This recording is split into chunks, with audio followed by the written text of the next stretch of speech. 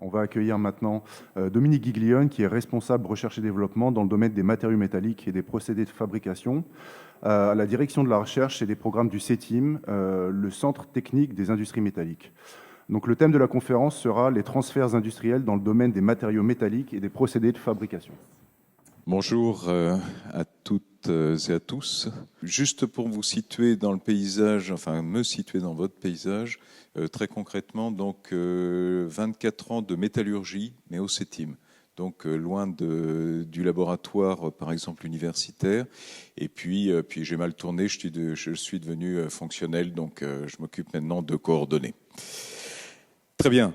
Je remercie les organisateurs de cette journée, la Fondation Hermès, de m'avoir permis de vous parler d'un maillon, une transition entre la présentation brillante de Christophe sur les aspects R&D dans le domaine des matériaux métalliques, et puis très concrètement le terrain de ce que nous, au CETIM, vivons au quotidien. Donc je vais me permettre de vous dire deux mots sur ce qu'est le CETIM, tout simplement parce que très concrètement, on est une structure un peu à part et je me permettrai d'associer à notre centre technique tous les centres techniques qui en France travaillent avec à peu près le même modèle. Nous sommes à peu près 18 et par exemple, dans notre paysage des centres techniques, on trouve aussi bien les industries mécaniques, bien sûr, CETIM, mais vous avez les industries de la fonderie, vous avez le centre technique du cuir à Lyon, le centre technique du papier à Grenoble, etc. Donc en fait, un certain nombre de structures qui sont des structures qui ont été créées et qui se créent encore. L'année dernière, on a pu souhaiter la bienvenue au dernier né des centres techniques, qui est celui de la plasturgie et des composites, qui se situe vers Oyonnax. Donc voilà, un centre technique, c'est quoi? Alors, avant de vous parler d'un centre technique, juste vous préciser aussi au niveau de la présentation que effectivement l'idée c'est de créer donc ce lien entre R&D et entreprise et donc faire une description de ce que un centre technique par exemple peut mettre en œuvre pour réaliser un transfert industriel de concepts. On m'a parlé, vous avez vu tout à l'heure les présentations de Christophe, où on a véritablement, vous voyez, des outils de R&D puissants qui permettent de développer des choses nouvelles. Eh bien, comment ces choses nouvelles, on peut les transférer dans un tissu industriel qui, quelquefois, est constitué de très, très belles entreprises, très grosses entreprises, on en a quelques-unes en France, mais énormément de petites entreprises. Donc voilà, on va faire une transition par rapport à un centre technique, si vous voulez, comme le nôtre, qui, déjà, vous voyez, en termes de structure, enfin, vous voyez où vous devinez. Je vais prendre un laser. Lorsque l'on regarde notre structure, vous le déchiffrez plus qu'autre chose, mais on est régi par un code de la recherche. Donc, très concrètement, vous voyez, on est à mi-chemin entre l'entreprise industrielle et le laboratoire. Nous sommes constitués au niveau du CETIM d'à peu près 1 millier de personnes, on en parlera, mais vous avez, vous voyez, à peu près 113 millions de chiffres d'affaires ou de plus exactement de budget. Et surtout, la répartition telle qu'on l'utilise dans nos activités. Très concrètement, on a 70% de notre activité qui est dite R&D, mais je vous expliquerai un peu mieux ce que ça veut dire concrètement. Cette R&D, elle est dédiée en particulier à une population d'entreprises qui, dans notre cas, on touche à peu près 7000 entreprises en France et 80% ont moins de 50 salariés. Donc concrètement, vous voyez, on est face à un public d'industriels qui sont des petites entreprises, voire des toutes petites entreprises qu'on appelle les TPE, les moins de 10 salariés. Et puis à côté de ça, on fait ce qu'on appelle de l'anticipation. Alors rassurez-vous, on n'écrit pas de livres de science-fiction. C'est simplement notre mission statutaire de vigie, c'est-à-dire nous faisons de la veille technologique, nous regardons ce qui bouge dans les laboratoires, dans l'industrie au niveau national et international, de manière à proposer à nos industriels d'être toujours à peu près up-to-date par rapport à nos activités et surtout par rapport à ce qu'ils attendent en particulier du monde de la science et du monde des innovations. Et puis, si vous voulez, un centre technique, ça n'existerait pas s'il était incapable de diffuser. Et cette diffusion, eh bien, ça représente à peu près 25% de notre activité, c'est-à-dire qu'une de nos missions aussi, c'est de transférer ce que nos laboratoires, nos bancs d'essais produisent vers l'industrie. Bon, on a aussi une offre commerciale, simplement pour vous dire qu'un centre technique équilibré se doit d'avoir, une activité qui est basée sur des fonds qui nous proviennent en grande partie d'une taxe. C'est pas très sympathique, mais voilà, c'est comme ça. Dans l'état actuel des choses, on a une profession qui a décidé de nous financer, nous, centres techniques, par l'intermédiaire d'une taxe. Et le bon équilibre se fait par une activité marchande qui est simplement le reflet de notre pertinence. Si on n'est pas trop mauvais, on est capable de vendre individuellement à un certain nombre d'entreprises ce que l'on est capable de produire. Nous ne produisions pas de pièces, donc ça c'est important aussi parce que très concrètement, la vocation d'un centre technique n'est surtout pas de se mettre en concurrence par rapport à des entreprises privées dont l'objet est bien évidemment de gagner de l'argent. Alors, ceci étant positionné dans le paysage, la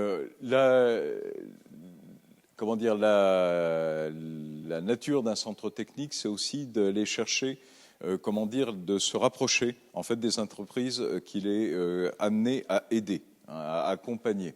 Donc, sans insister sur la cartographie, vous avez une entité comme le CETIM, par exemple, qui s'est développée dans un certain nombre de points en France, avec des sites industriels, des sites du CETIM, donc avec un certain nombre de personnes et de moyens.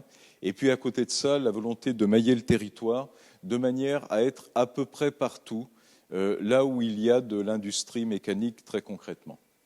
On a donc pour ce faire des centres propres CETIM et on s'est associé à des petites structures locales qui nous permettent de créer ce lien et d'assurer donc le transfert industriel tel qu'on souhaite le faire.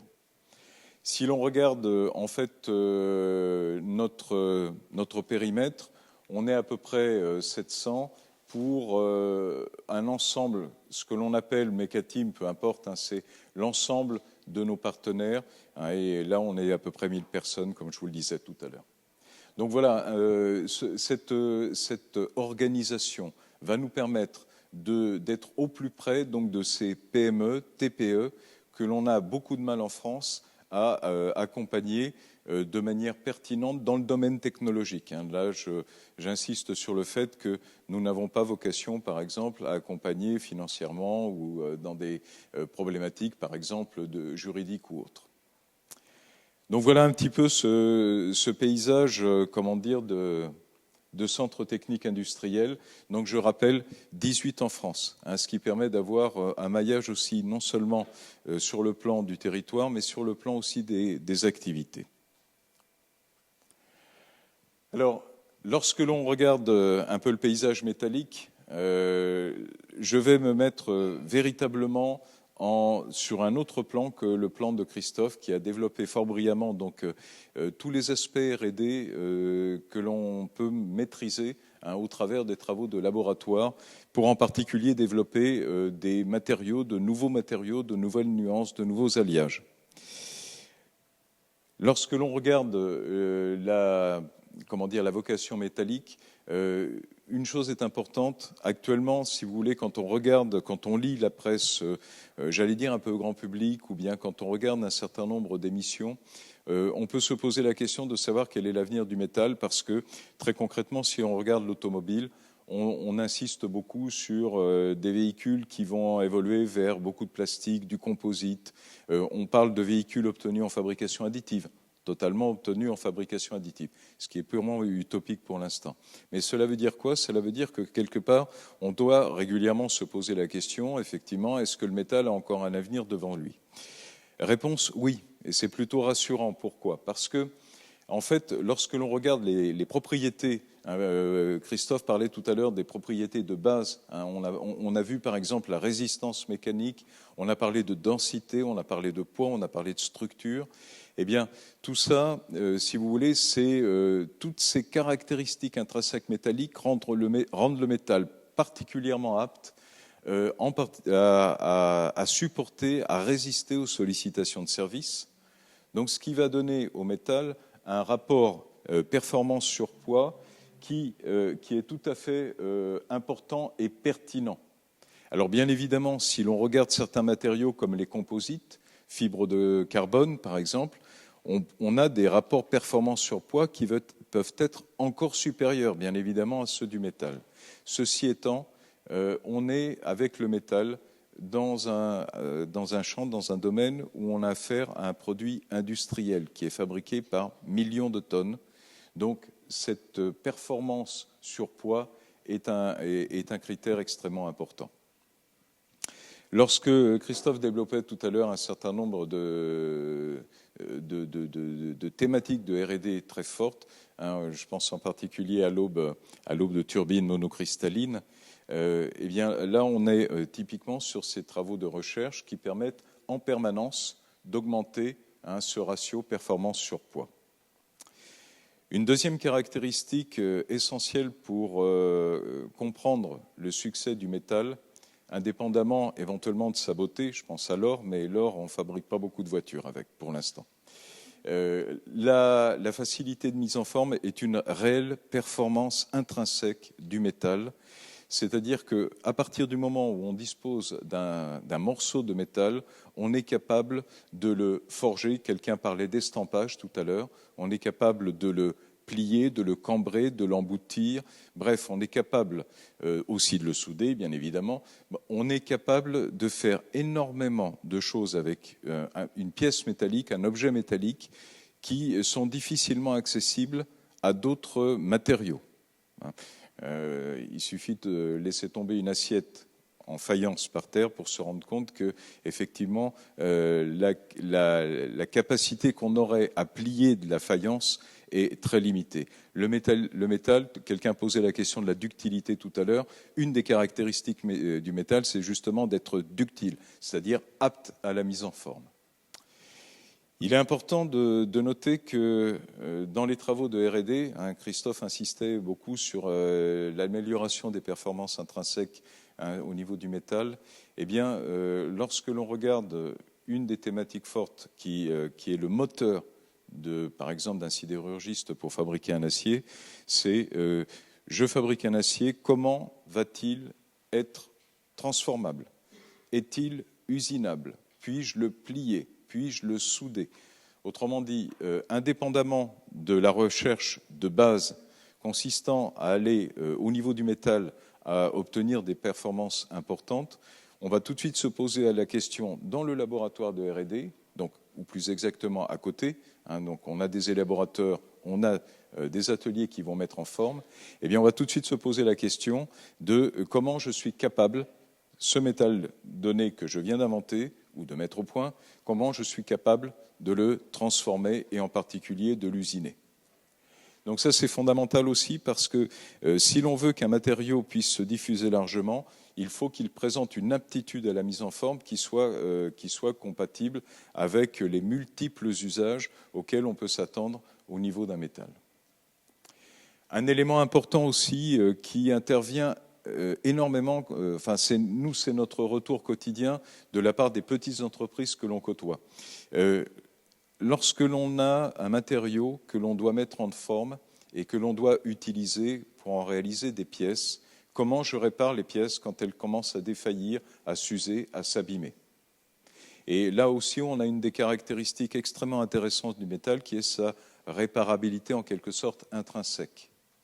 Lorsque l'on regarde, par exemple, comment les engins de travaux publics fonctionnent dans la vie quotidienne, eh bien, les éléments, une flèche, par exemple, de grue, subit des chocs en permanence.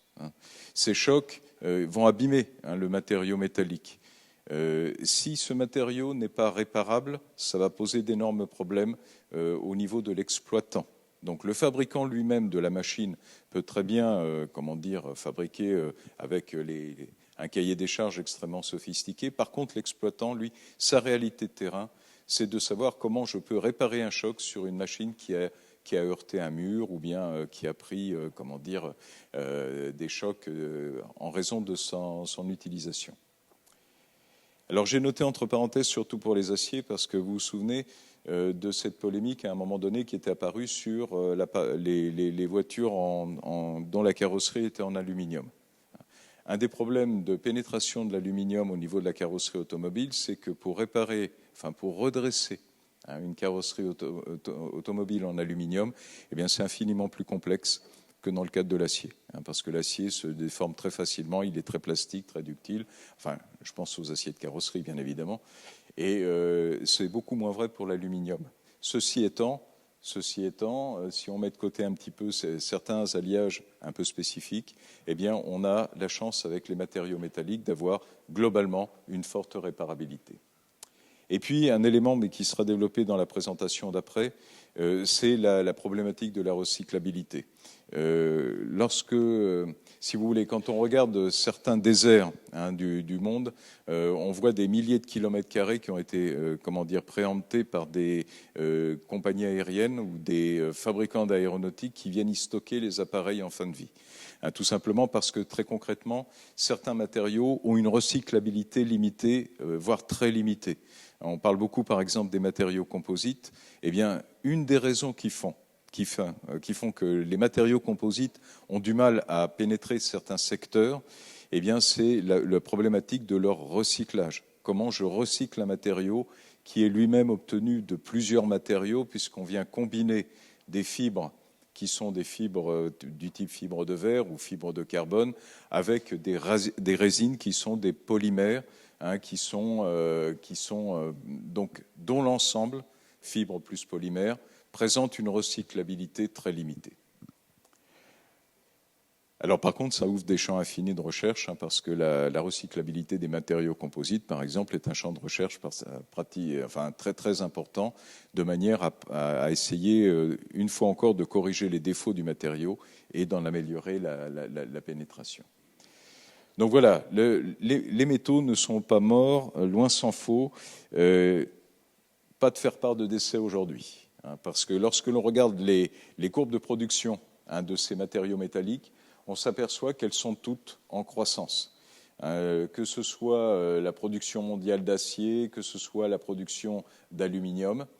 Et puis évidemment, on ne peut pas ne pas mettre en parallèle certains matériaux qui font l'objet régulièrement non seulement d'études mais de développement.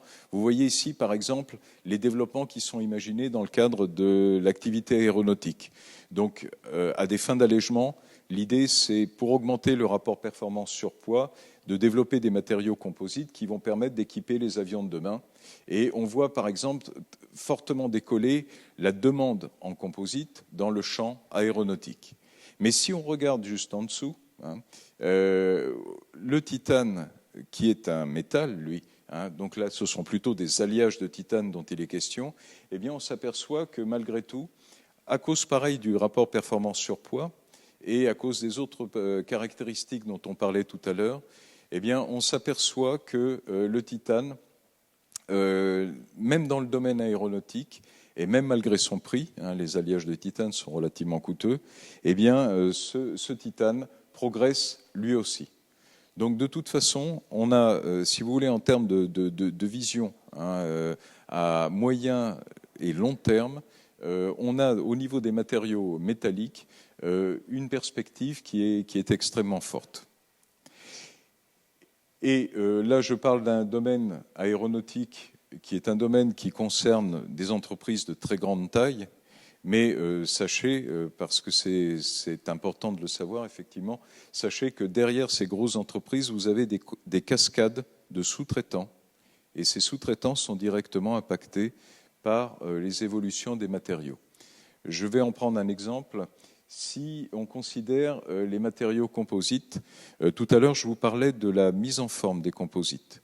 Donc une des grosses questions qu'on nous pose à nous, CETIM, si vous voulez, un centre dédié à des PME, c'est comment j'usine un composite. Parce que les composites aéronautiques que l'on va utiliser pour fabriquer un A380, par exemple, ce sont des matériaux extrêmement techniques, avec des caractéristiques de base qui sont particulièrement délicates à usiner, puisqu'on a un matériau typiquement sandwich. Vous avez des nappes de fibres immergées dans des couches de résine, et tout ceci doit être, par exemple, perçable. On doit pouvoir percer des trous sans détruire les caractéristiques intrinsèques du matériau. Je vais dire ça d'une autre manière. Si on perce un trou dans un matériau composite et qu'on vient créer des dégâts à cause du perçage, eh bien, la résistance mécanique, l'aptitude à la durée de vie, la tenue à ce qu'on appelle la fatigue, c'est vrai pour les êtres humains et c'est vrai pour les matériaux, eh bien, cette tenue à la fatigue va être fortement impactée si on vient détruire localement le matériau composite. Donc, comment je perce un matériau composite? Comment je l'usine de manière plus générale? Tout ça, c'est des questions qui nous reviennent et qui sont, donc, je le répète, mais aussi un frein donc, au développement de ces matériaux du type composite, puisque, quelque part, leurs performances mécaniques sont, tirées vers le bas par la difficulté qu'on a après à les mettre en œuvre. Et déjà, d'ailleurs, simplement à les mettre en forme, puisque on ne peut pas couler un matériau composite. On peut éventuellement le forger, mais dans des conditions très, très particulières. Et on est sur donc, des technologies qui, encore il y a peu de temps, étaient relativement artisanales. Le nappage se faisait largement à la mano. Donc voilà. Donc cette problématique des matériaux métalliques, elle est effectivement portée par leur qualité intrinsèque, et donc on a effectivement des perspectives de développement et de déploiement qui sont encore très larges.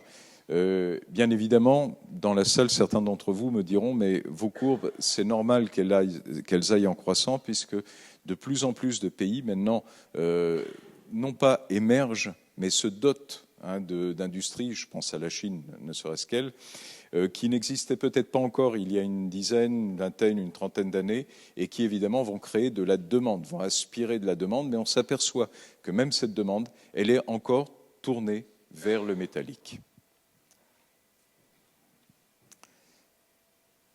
Alors, la question qui se pose aussi, si vous voulez, dans les développements métalliques, et ça impacte fortement la R&D, cela concerne en fait comment je passe d'un matériau de laboratoire à un matériau industriel, un matériau que l'industriel peut acheter. D'où la notion de filière et l'importance de la filière. Pourquoi ? Parce qu'il est évident que si on s'appelle Monsieur Renault ou Madame Peugeot, on n'a pas tout à fait le même poids qu'une TPE de 10 personnes. Vis-à-vis, par exemple, d'un fournisseur d'acier. Donc, à titre d'exemple, si vous voulez, un fabricant automobile va commander des centaines, voire des milliers de tonnes de matériaux, ce qui fait que le sidérurgiste, par exemple, si on prend de l'acier, est capable de définir des matériaux pratiquement sur mesure pour un utilisateur donné. On a une customisation des alliages qui ne date pas d'hier. Juste un exemple, j'allais dire quasi historique, c'est juste pour justifier mes cheveux blancs. Dans les années 90, par exemple, un acier de base comme l'XC42, oublions la terminologie, disons un acier un acier de mécanicien classique, de base, pas très très cher, eh bien cet acier était identifié en 104 nuances différentes chez un sidérurgiste dont je tairai le nom. Mais ça veut dire qu'en fait, très concrètement, le sidérurgiste en question fabriquait de l'XC42 au sens normalisé du terme, mais en réalité, en fonction du client final, il était capable d'ajouter ou de retirer certains éléments d'alliage en fonction des spécificités de ce client, en fonction en particulier des transformations que l'XC42 allait subir dans ses ateliers. Et suivant que le matériau allait être usiné dans telle ou telle condition, ou bien plié, découpé dans telle ou telle autre condition, eh bien, le matériau était adapté, la nuance était adaptée. Et donc, c'est pas tout à fait inutile d'avoir cela en tête, parce que cela veut dire concrètement que lorsqu'on est un gros industriel, il est possible donc d'acheter des matériaux pratiquement sur mesure, donc customisés pour le client final. Et par contre, à l'inverse, si l'on est une petite entreprise, voire une toute petite entreprise, voire un artisan, eh bien, si l'on veut acheter de l'acier, évidemment, on s'adressera très rarement au sidérurgiste. On ira voir un revendeur d'acier. Hein. Et ce revendeur, si on lui achète de l'XC42, par exemple, eh bien, il sera quelque part dans les centaines de nuances customisées dont je vous parlais tout à l'heure. Alors, le problème, c'est que, évidemment, d'un achat à l'autre, eh bien, la nuance sera nécessairement un peu différente. Donc ça aussi, c'est une problématique qui nous revient souvent. Et tout à l'heure, je vous dirai 2 mots sur la façon dont on mène nos travaux de R&D, mais très concrètement, si vous voulez, c'est des besoins de terrain très basiques qui nous remontent sur comment je gère cette diversité des approvisionnements de matériaux métalliques comme les aciers. Donc voilà, petite entreprise. Là, on est sur des très petites quantités, donc on dépend en fait finalement du revendeur local. Juste pour l'anecdote, encore une fois, une des grosses problématiques qui nous remonte, c'est les erreurs de matière. C'est-à-dire qu'il n'y a rien qui ressemble plus à un acier qu'un autre acier. Par contre, entre un acier de base fer carbone, comme le rappelait Christophe tout à l'heure, et puis un acier avec du nickel, du chrome, eh bien les prix ne sont pas les mêmes, bien évidemment, mais les performances non plus ne sont pas les mêmes. Les capacités à la mise en forme, à l'usinage, etc. ne sont pas les mêmes. Donc, une des problématiques que l'on rencontre de la part de nos industriels, les petites entreprises, c'est comment je sais trier, quand j'achète de la matière, est-ce que je suis sûr que c'est bien la bonne matière que j'ai achetée ? Alors, pour illustrer un des travaux que l'on avait menés à une époque au CETIM, il y avait à peu près 1 millier de nuances d'acier qui existaient sur le marché, qu'on pouvait approvisionner, avec des nuances extrêmement diffusées et puis des nuances très limitées, très nichées, si vous voulez. Eh bien, on s'était dit, pour aider nos PME, on va créer une liste limitée de nuances, un best-of en quelque sorte. Et on avait identifié dans ce panel d'à peu près 1 millier de nuances d'acier, 58 nuances qui couvraient 80% des besoins mécaniciens. Donc, à l'issue de ce travail, on était très fiers de nous parce qu'on avait vraiment l'impression d'avoir simplifié la vie à nos PME en leur apportant une liste limitée d'acier. Et un élément important, on s'était mis d'accord avec un certain nombre de sidérurgistes pour que les 58 nuances dont on parle étaient effectivement produites. Rien de plus embêtant que d'acheter une nuance qui n'existe pas. L'expérience terrain nous a fait très très vite déchanter parce que on a édité cette liste, on l'a largement diffusée, et puis dans les quelques mois qui ont suivi, on a eu des retours de terrain terribles. Très concrètement, Monsieur Sétim, on est venu dans votre liste de 58 nuances, on a choisi un acier, on s'est adressé à un revendeur ou un marchand d'acier. Et puis, la nuance que vous nous proposez, elle existe en diamètre 10 ou en épaisseur 500. Point. Donc, quand on fabrique une pièce qui fait 25 mm de dimension caractéristique, c'est un peu gênant. Et donc, ça a été tout de suite terminé, l'aventure. Donc, ce travail qui aurait voulu être un travail même de diffusion du matériau acier, si vous voulez, en permettant d'avoir un choix limité, eh bien très très vite, on a arrêté les frais, on a vite rangé nos éditions et on les a mis dans des placards blindés pour ne plus se faire, houspiller par nos industriels qui nous faisaient des remontées de terrain tout à fait terribles. Donc voilà. Ça fait partie, par contre, vous voyez, de l'autre aspect des matériaux métalliques lorsque l'on raisonne de manière industrielle. C'est toujours une problématique forte, c'est l'approvisionnement. Et tout à l'heure, Christophe parlait de fabrication additive. Eh bien, on sait bien, puisque on travaille ensemble sur ces aspects, que actuellement, une des limites une des limitations de la fabrication additive, c'est qu'on utilise, enfin pour le métal, on utilise des poudres métalliques, et ces poudres métalliques, elles sont vendues par le fournisseur de machines. Autrement dit, on est dans un système captif qui ressemble beaucoup au modèle économique des imprimantes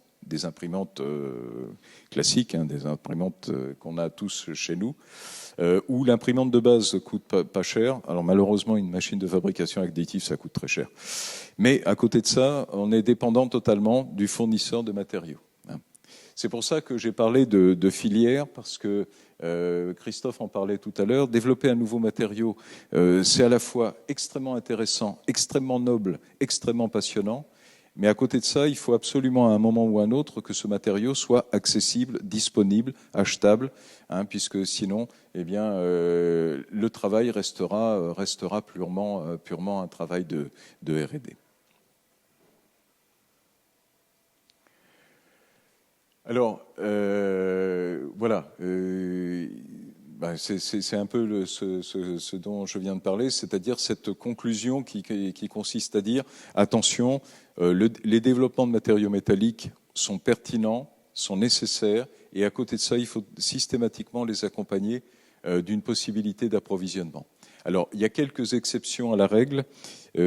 Lorsque l'on regarde, par exemple, la fonderie, hein, pour prendre vraiment un métier de base, hein, qui est largement utilisé pour fabriquer de la pièce ou de l'ébauche métallique, le fondeur est un élaborateur, c'est-à-dire qu'il est capable, dans son cubilo, c'est-à-dire le creuset, hein, dans lequel il va élaborer le métal fondu, qui sera ensuite destiné à fabriquer des pièces, eh bien, dans ce cubilo, eh bien, il va pouvoir réaliser l'alliage spécifique qui va bien, c'est-à-dire un alliage qui présente une bonne coulabilité, c'est-à-dire qu'il est capable de se répartir de manière très homogène dans un moule, et en même temps qu'il va pouvoir mettre les éléments d'alliage et d'addition qui sont utiles pour le bon fonctionnement de l'appareil.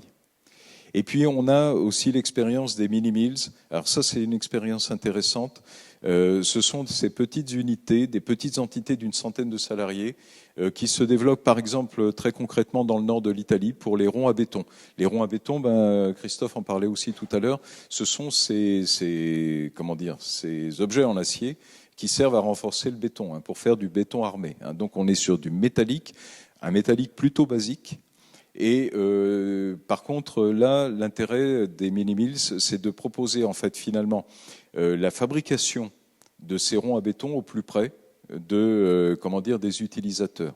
Donc là, on a des petites entités qui permettent de réaliser des alliages qui, là, je parlais du rond à béton, c'est véritablement l'exemple basique, pragmatique si vous voulez, mais on peut aller sur des alliages beaucoup plus nobles, et tout ceci en petite quantité. On est sur une certaine mise à disposition de matériaux métalliques qui sont plus accessibles que ce que peut produire un ArcelorMittal, par exemple, pour ne pas le citer, où là, si vous voulez, on est sur des lingots de 100 tonnes, hein, donc si on veut acheter un lingot, voilà, on achète 100 tonnes de matériaux, quoi.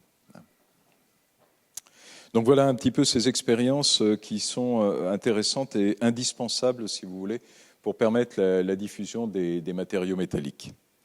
Comme je vous le disais tout à l'heure, donc mon objet aujourd'hui, c'était de faire le lien entre la R&D de laboratoire, hein, parfaitement illustré par Christophe, et puis le terrain des utilisateurs, en particulier des petites entreprises. Donc nous, centre technique, c'est valable pour n'importe quel centre technique, on va travailler sous deux grandes formes. Ce qui nous remonte du terrain, hein, donc ce qu'on appelle les attentes professionnelles. Et là, on a une trentaine de commissions. Ce sont des objets qui réunissent en fait 2 fois par an des industriels d'un secteur, hein, la chaudronnerie, les engins de travaux publics, les pompes, la quincaillerie. Hein, on a beaucoup de quincailleries dont on s'occupe au CETIM. Voilà, donc ces industriels se réunissent chez nous, viennent nous expliquer ce dont ils ont besoin, en particulier dans le domaine des matériaux métalliques. Et tout ceci génère, alors non pas que sur les matériaux métalliques, mais de manière générale, tous ces besoins industriels génèrent à peu près 300 études par an, dans des domaines qui sont résumés, hein, sur cette partie du slide. On a l'aspect matériaux procédés, un aspect conception, simulation, essai, un aspect mécatronique, et contrôle, et puis une problématique développement durable. Donc les 300 études dont je parle ici vont se répartir, vous voyez, dans ces différents secteurs. Donc ça, c'est le premier, comment dire, la première façon de se mettre au plus près des attentes de petites entreprises. Et puis nous-mêmes avons, comment dire, nos propres développements stratégiques.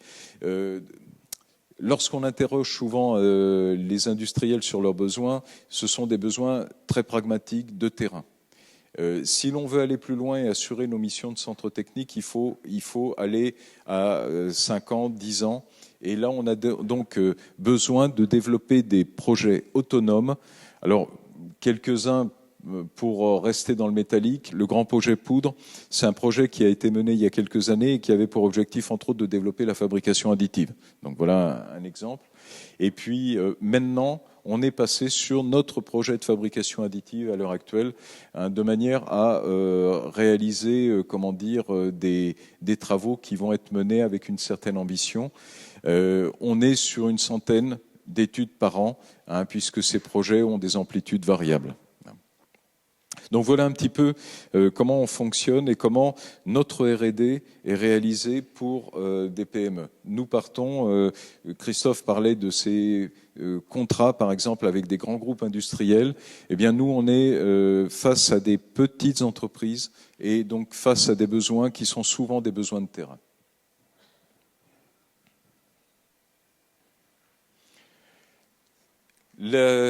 Ces besoins de terrain sont confrontés à une difficulté lorsqu'on regarde le développement d'un produit par une petite entreprise, sont confrontés à la difficulté de mobiliser des fonds, des aides, des accompagnements entre le moment où on a une idée ou bien on veut prendre une idée qui existe, qui sort d'un laboratoire, qui sort d'une entité de R&D, et puis le produit final. Le produit qui est mis sur le marché. On a affaire à un phénomène qui est assez franco-français, qu'on peut qualifier de la vallée de la mort. Alors la vallée de la mort est un très bel endroit des États-Unis, mais malheureusement c'est un très mauvais endroit pour les industriels, en particulier les petites entreprises françaises, parce que très concrètement, lorsque l'on regarde l'accompagnement qui peut être fait au niveau financier d'une entreprise, on a des fonds qui sont drainables sur le plan R&D, c'est-à-dire on peut aller assez facilement chercher des fonds dans des guichets du type FUI ou autre. Quand je dis assez facilement, bon, il faut un peu de travail quand même, mais si vous voulez, il existe des processus, des structures, des guichets qui sont dédiés à, par exemple, financer de la R&D. Après, on a notre banquier habituel qui est capable tout à fait de financer la mise sur le marché d'un produit. C'est son métier et les industriels, évidemment, y recourent régulièrement. Par contre, entre les deux, c'est la vallée de la mort. C'est-à-dire qu'on a une idée, on a développé un concept, on a fait un premier démonstrateur, on a vu que ça marchait, on a vu que c'était une bonne idée, on a vu qu'il y avait vraisemblablement un marché, mais il faut l'industrialiser.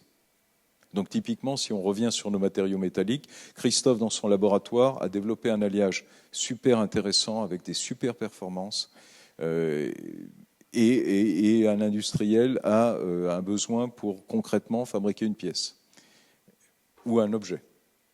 Et cet objet, ça peut être un fer à repasser intelligent. Vous voyez, on n'est pas nécessairement sur des projets extrêmement sophistiqués. Comment je passe du résultat de laboratoire à l'objet, comment je mets en place l'industrialisation qui va avec, c'est-à-dire que j'ai des appromatières, j'ai un atelier de fabrication, j'ai des machines, et tout ça doit prendre le matériau de départ et doit m'amener au produit final. Donc c'est cette vallée qui est malheureusement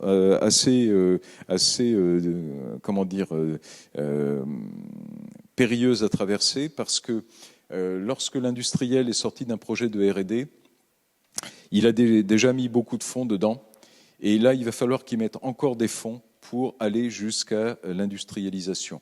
Et puis après, une fois qu'il aura tout le projet d'industrialisation, il pourra aller voir son banquier.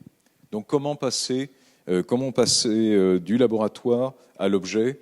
Eh bien, il existe actuellement différentes formules qui sont des formules typiquement financières.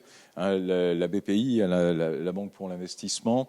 Vous avez le commissariat général à l'investissement avec les projets d'investissement d'avenir.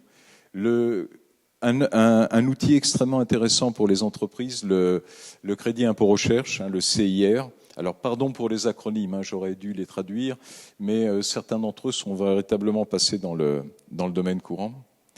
Le crédit impôt recherche, vous voyez, si on prend un CETIM, par exemple, qui est un institut Carnot, eh bien une PME qui s'adresse à nous voit son crédit impôt recherche doublé, ce qui est un élément intéressant pour développer cette étape d'industrialisation.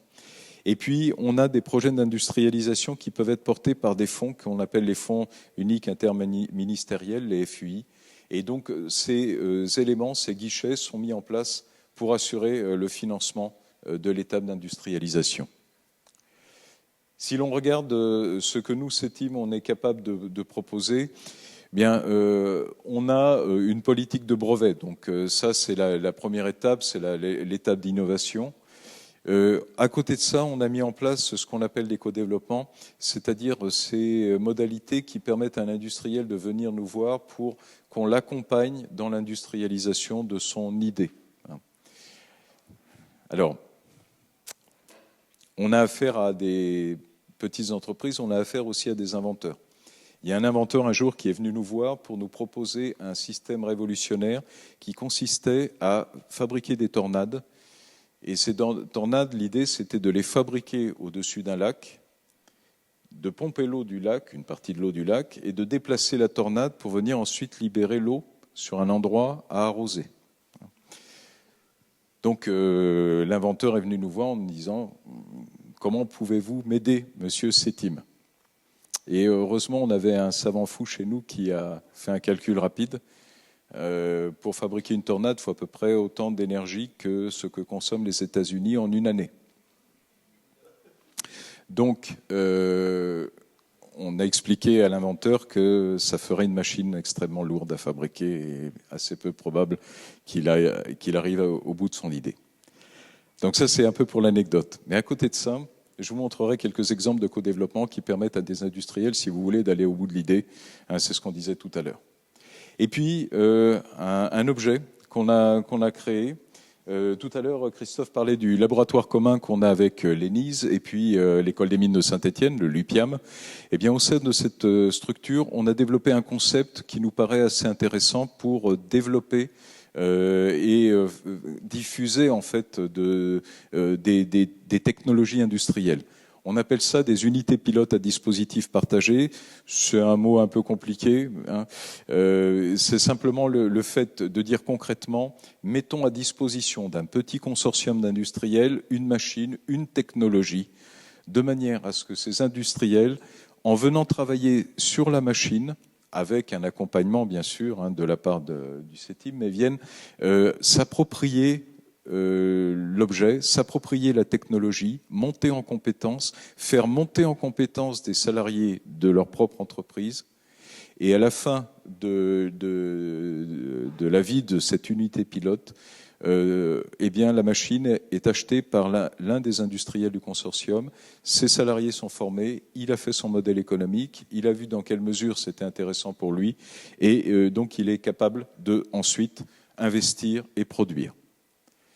On en verra un exemple.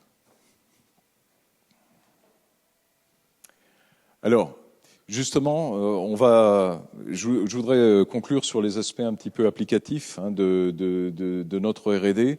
Il n'y aura pas d'équation, parce que là, très concrètement, nous, CETIM, n'avons pas pour vocation d'être une structure de recherche amont. Et c'est pour ça qu'on a besoin de l'École des mines de Saint-Étienne, d'un certain nombre d'écoles d'ingénieurs pour se ressourcer sur le plan amont, sur le plan, fondamental. Donc, on va prendre un exemple de technologie de fabrication. Beaucoup de pièces sont obtenues par des systèmes, par exemple la fonderie, par exemple l'usinage, où on va fabriquer de la bavure. Cette bavure, il faut l'enlever. C'est vrai aussi pour les pièces obtenues en matériaux plastiques, en polymère. C'est vrai aussi pour les composites. Donc comment faire? Eh bien, de manière générale, on a souvent affaire à des opérations manuelles. Prenons un exemple, dans une entreprise que je ne citerai pas, on vient réaliser des couronnes qui sont obtenues en venant rouler un anneau en acier, et puis après on soude cette couronne de manière à assurer la continuité métallique. Et au niveau de la soudure, on fait ça avec un procédé électrique qui fait qu'on a une grosse bavure, c'est-à-dire il y a une grosse, un gros agglomérat de métal à l'endroit où on a réalisé la soudure. Et donc comment l'enlever pour avoir une pièce qui soit homogène, en termes dimensionnels en particulier. Donc là, on a des opérateurs qui prennent des meuleuses qui pèsent 15 kg et qui vont meuler les surépaisseurs de métal. Durée d'un poste de travail, 45 minutes. Parce que c'est tellement pénible, la meuleuse est tellement lourde, et avec l'émission de particules, les fumées, les vapeurs que produit la meuleuse, etc., que le poste dure 45 minutes. Donc on a des conditions de travail qui sont assez abominables. Et les industriels qui font cela, les fondeurs connaissent bien le problème aussi, ben, ils ne trouvent plus personne pour faire ça. Parce qu'on peut comprendre que ce soit des conditions de travail qui ne soient pas humainement raisonnables. Donc, deux solutions. Soit je fais faire ça dans un pays du low cost, on va dire, poliment. Donc, j'envoie le problème ailleurs. Mais ça va coûter cher quand même, ne serait-ce que par les allers-retours. Soit je passe à l'étape d'automatisation. Et cette étape d'automatisation, autant elle est facile à réaliser quand on a de la production de grandes séries. Je pense à l'industrie automobile, par exemple, les carters de moteurs automobiles sont ébavurés dans des cellules robotisées qui sont à la fois ultra modernes, ultra sophistiquées, parfaitement adaptées aux produits, dans la mesure où on fabrique des milliers de pièces par série. Par contre, que se passe-t-il dans une entreprise qui va fabriquer 2-3 pièces par mois parce qu'elle est très flexible, elle a une production qui change tout le temps, et donc les pièces ne sont jamais les mêmes. Le problème est toujours le même, je veux ébavurer, je veux polir, j'ai toujours des difficultés à trouver un opérateur, mais comment je vais robotiser cela?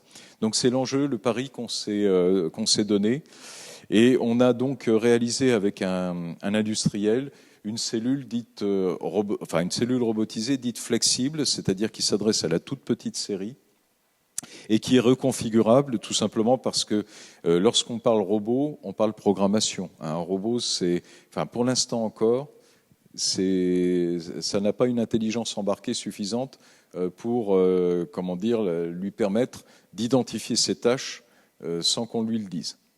Donc il fallait que cette cellule soit facile à reconfigurer et en particulier programmable par des non-roboticiens, tout simplement parce que lorsque l'on interroge des PME qui ont le souhait d'investir dans un robot, la première question, indépendamment du prix du robot qui baisse continuellement, c'est comment je le pilote? Est-ce que je dois investir dans un automaticien, un roboticien qui serait chez moi?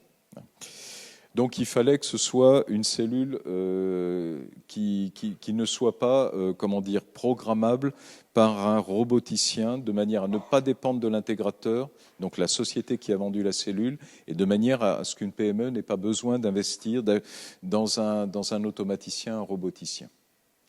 Donc voilà, on a conçu un objet que vous avez devant les yeux. Il a été cofinancé avec le F2I, qui est le Fonds pour l'investissement dans l'industrie, donc qui est un fonds d'accompagnement des projets industriels. Et vous avez un objet qui est, là vous le voyez, typiquement industriel. On a un gros robot industriel ici. Et puis vous avez différents postes de travail qui permettent de présenter les pièces à ébavurer devant par exemple, une tête d'usinage ou bien devant, une bande de meulage. On a donc réalisé une conception modulaire, une interface homme-machine de type machine-outil, et ça c'est très important parce que très concrètement, ça veut dire que pour piloter cette cellule, on peut mettre ce qu'on appelle un usineur, c'est-à-dire un opérateur d'usinage habitué à la commande numérique Et on a un langage de programmation machine qui est celui d'une commande numérique. Donc un opérateur non roboticien, mais néanmoins usineur, enfin avec un peu de métier derrière lui, est capable de piloter et programmer cette machine. Et lorsque l'on regarde le transfert qu'on a obtenu, eh bien, on est sur 5. C'est une cellule qui a été terminée. La première a été terminée fin 2014. Donc, on en est à 5 cellules vendues. Alors, c'est pas tellement l'acte commercial en lui-même qui est important, c'est surtout le fait que, effectivement, on s'est rendu compte que ces cellules répondaient à une attente de la part d'industriels. Le paradoxe pour nous, on pensait beaucoup à des fondeurs, on pensait beaucoup à des gens qui fabriquent de la pièce métallique. Et paradoxalement, le marché, il s'est d'abord adressé à des industriels qui fabriquent de la pièce polymère, donc de la pièce qui est moulée. Et quand on sort la pièce du moule avec toutes ses bavures, eh bien la pièce se déforme. Quand on la retourne, on la sort du moule, elle est totalement déformée. Et cette déformation, il faut pouvoir l'appréhender par la cellule de parachèvement. Donc ça, c'est un premier exemple. Donc vous voyez, on est sur des choses très concrètes et notre travail va être plutôt un travail de développement qu'un travail de recherche à proprement parler. Et puis, les centres d'usinage multifonctions, là, on a affaire à une autre problématique. Lorsque l'on regarde un usineur, on a, sur le marché de l'usinage, des machines qui évoluent très vite, avec des performances nouvelles, et par contre qui coûtent de plus en plus cher. D'où l'idée de mettre à disposition ce qu'on appelait tout à l'heure une unité pilote à dispositif partagé, c'est-à-dire très concrètement une machine qui soit sur laquelle des industriels peuvent venir monter en compétence, je le rappelle, et tout ça avec l'appui de gens formés. Donc, un des intérêts aussi de ces unités, c'est de permettre un bilan technico-économique, c'est-à-dire que l'industriel lui-même, sur la base de ses propres pièces, est capable de voir quelle est la rentabilité réelle de la machine et si, par exemple, il est capable, avec cette machine, de décrocher de nouveaux marchés.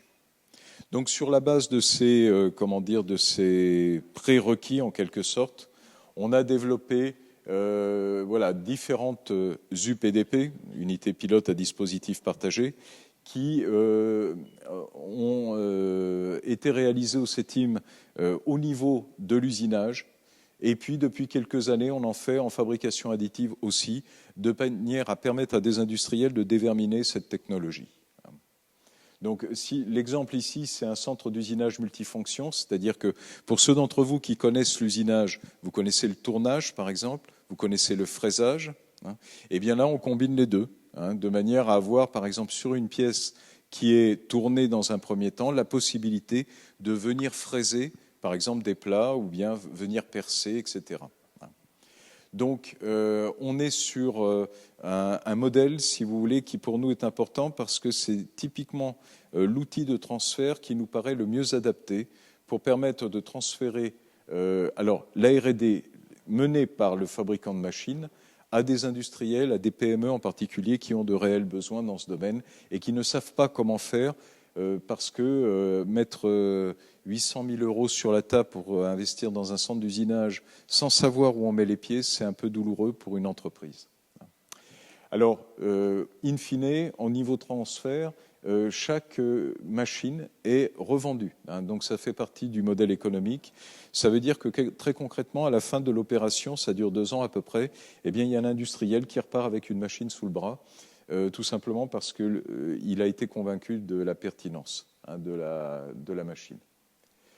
Et puis un dernier exemple qui est vraiment très très pragmatique. Donc je rappelais tout à l'heure que nous ne faisons pas de science au CETIM.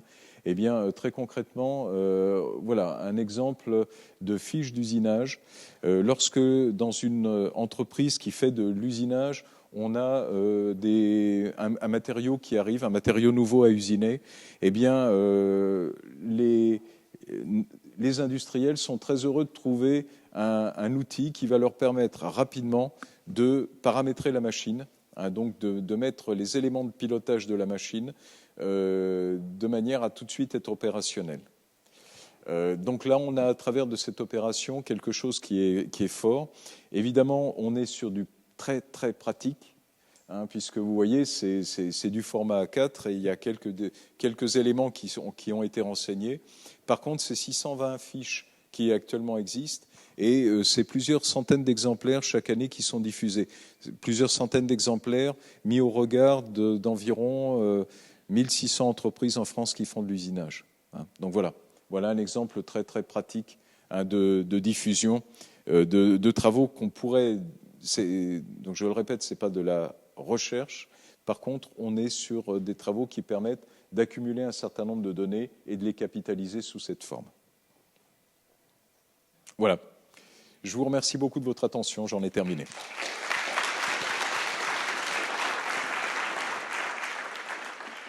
J'ai une question concernant les moteurs électriques. Est-ce que le CETIM travaille ou a travaillé sur l'optimisation des tôles magnétiques ? Alors, on a travaillé. Alors, l'optimisation, si vous voulez, est-ce que vous parlez de la composition chimique, de la nuance, ou bien de la mise en forme de ces tôles ? Sa composition pour optimiser les caractéristiques magnétiques, les pertes en watts, etc. quoi. Non, sincèrement, on n'est pas du côté de l'élaborateur. Par contre, on a travaillé en lien avec, si vous voulez, un fournisseur de tôles ou un aciériste. On a travaillé avec lui sur ces tôles magnétiques pour la capacité à être découpées, embouties, puisque dans les moteurs électriques, on va utiliser beaucoup de tôles découpées. Ouais. Donc nous, on a travaillé, vous voyez, sur la partie plutôt aval, sur la mise en forme. D'accord, merci. Je vous en prie. J'aurais voulu savoir ce qu'il en était du développement des mousses métalliques et notamment est-ce que ça peut s'associer avec le même matériau, enfin le même métal compact pour éviter les assemblages résine, ce genre de produits. Les mousses métalliques, si vous voulez, Christophe aura peut-être des compléments de réponse, mais très concrètement, si vous voulez, à l'heure actuelle, ces mousses métalliques ont un développement plutôt limité. Parce que l'exploitation qu'on peut faire de ces matériaux est elle aussi relativement limitée. On les utilise par exemple pour faire des crash box ou des objets qui sont destinés à absorber en particulier les chocs. Donc à l'heure actuelle, nous on travaille indirectement dessus. Quand je dis indirectement, on n'élabore pas les mousses, on ne fabrique pas de mousses métalliques. Par contre, on s'intéresse fortement avec des partenaires automobiles à leur assemblage. Donc on a travaillé sur un projet récemment où on a travaillé sur le collage, un mousse métallique sur support. Bon, en l'occurrence, c'était un support métallique aussi. Votre question est importante parce que effectivement, quand on assemble des matériaux métalliques, par exemple une mousse d'une certaine nuance sur un support métallique d'une autre nuance, on va avoir des variations, par exemple, de dilatation, de coefficient de dilatation ou autre, ce qui fait que l'assemblage qu'on doit faire entre les deux, il doit être capable d'absorber ces différences de propriétés physiques. Donc, dans un premier temps, nous, de notre côté, modestement, on a travaillé sur le collage en utilisant des colles techniques qui permettaient d'absorber en fait ces différences de dilatation. Voilà. Qu'en est-il de la mémoire, c'est-à-dire la veille technologique? Moi, je la conçois comme ce qui est en train de se faire maintenant, mais ce qui s'est fait et qui a disparu, par exemple, est-ce que c'est des choses qui vous intéressent ou est-ce que vous collectez des travaux historiques, etc., sur des procédés qui ont disparu et qui peuvent être intéressants pour des applications futures? Oui, je vois votre question. Malheureusement, non. C'est-à-dire que à un moment donné, au CETIM, on avait une réelle bibliothèque, une vraie bibliothèque avec de vrais livres dedans. Et il y avait des livres historiques, assez anciens. Et puis, malheureusement, pour des raisons économiques, on s'est séparé des ouvrages. Oui. La collection a été dispersée. Et on est revenu vers quelque chose de beaucoup plus numérique. Ce qui fait que, vous voyez, lorsqu'on s'intéresse à un développement, on va aller, interroger, comme tout bon chercheur, on va faire un état de l'art, c'est-à-dire on va aller récupérer les informations, même des informations extrêmement anciennes. Mais par contre, non, on ne capitalise pas, on n'a pas d'ouvrages anciens, on n'a pas, vous voyez, de ces supports qui malheureusement font l'intérêt d'un certain nombre de chercheurs en particulier, mais qui ne sont plus chez nous. Non, non, non. Non, malheureusement, on n'a pas eu cette idée. Merci Dominique Guiglione. On va marquer une pause de 30 minutes, histoire de pouvoir prendre un café, se restaurer un petit peu et continuer les conversations avec les questions qui n'auraient pas été posées. Voilà.